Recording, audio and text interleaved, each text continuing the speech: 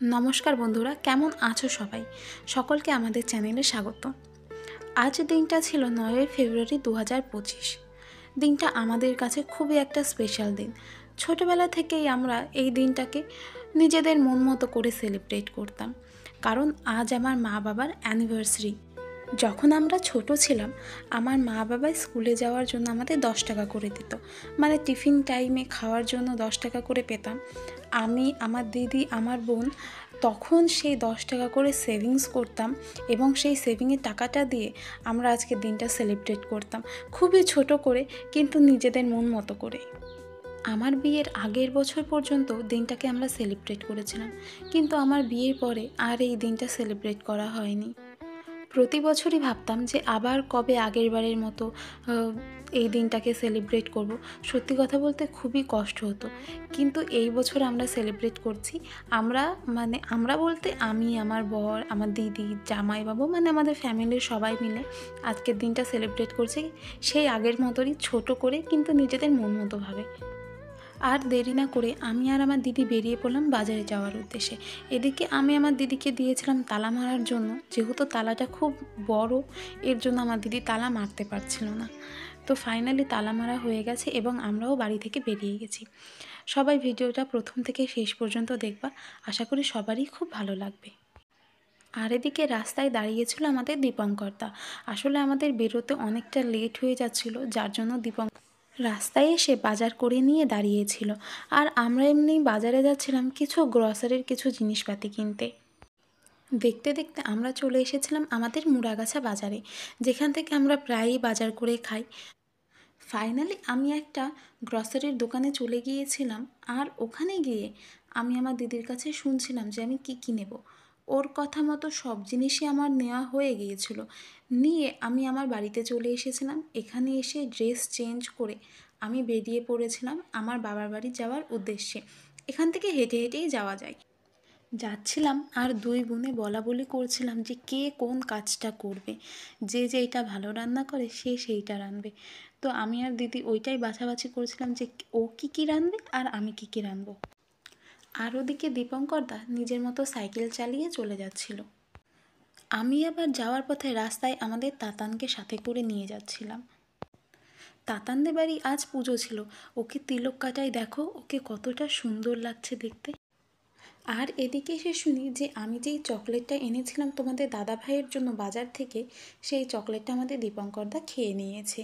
আর খেয়ে অর্ধেক টুকরোটা আমাকে দিচ্ছিল, যেটা তাতান খেয়ে নিয়েছে। তোমাদের দাদা ভাইকে আমি আর চকলেটটা দিতে পারলাম না সেদিন।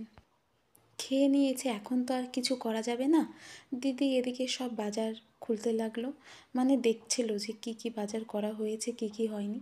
মা এদিকে আমাকে ভাত খাইয়ে দিচ্ছিল, যেহেতু সকাল থেকে আমি কিছুই খেয়েছিলাম না। আর তোমাদের দাদাভাই কাজে যাওয়ার আগে আমার মাকে ফুল ইনস্ট্রাকশন দিয়ে গিয়েছিল যে মা যেন কোনো কাজ না করে। এর জন্য মাকে আমরা কোনো কাজই করতে দিচ্ছিলাম না।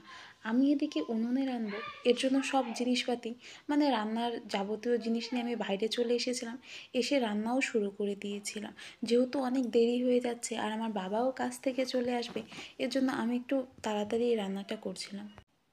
আর আমার দিদি ভেতরে রান্না করছিল, মানে গ্যাস। সত্যি কথা বলতে আমার দিদি কিন্তু খুব সুন্দর রান্না করে। মানে ও যখন আগে ছোটোবেলায় রান্না করতো না, মামারা এসে এখানে খেয়ে যেত, পরে বাড়ি গিয়ে মামিকে বলতো ওইভাবেই রান্না করে দিতে। তো ও রান্না করেছিল 5 রকমের ভাজা, চাটনি, চিংড়ি মাছের তরকারি, মুসুরির ডাল, আরও অনেক কিছু। আমি যেগুলো রান্না করেছি সেগুলো তো দেখানো হয়নি। এদিকে মা বাবা দুজনকেই একসাথে সাজিয়ে গুছিয়ে খেতে দিয়ে দিলাম, কারণ আমাদের কোনো অকেশন আসুক, জন্মদিন বা অ্যানিভার্সারি, আমার মা বাবা দুজনেই এরকমভাবেই আমাদের সাজিয়ে গুছিয়ে খেতে দেয়। তো খেতে দিয়ে মা বাবাকে প্রণাম করলাম এবং এদিকে দীপঙ্কর দাকেও আমি এসে নমস্কার করছিলাম। আর দিদি দাদার কাছে শুনছিল যে কেমন খেতে হয়েছে। দাদা বলছিল যে না, ভালোই হয়েছে খেতে।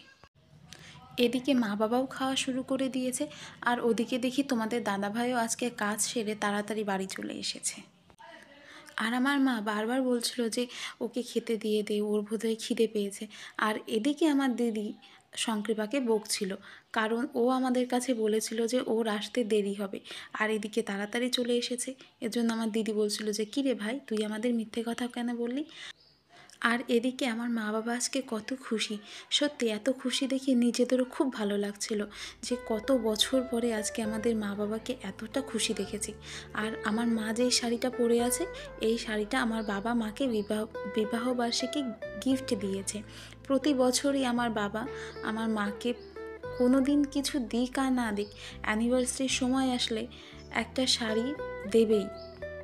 এদিকে মা বাবা আর তাতান মিলে কেক কাটছিল, দেখে সত্যি খুব ভালো লাগছিল যে কত দিন পরে আজকের দিনটা আমরা ফিরে পেয়েছি। কত বছর এই দিনটাকে সেলিব্রেট করা হয়নি, আর কত দিন পরে সেলিব্রেট করা হলো, আর আজকে আমরা সবাই মিলে কতটা খুশি। সত্যি আজকে খুব ভালো লাগছিল।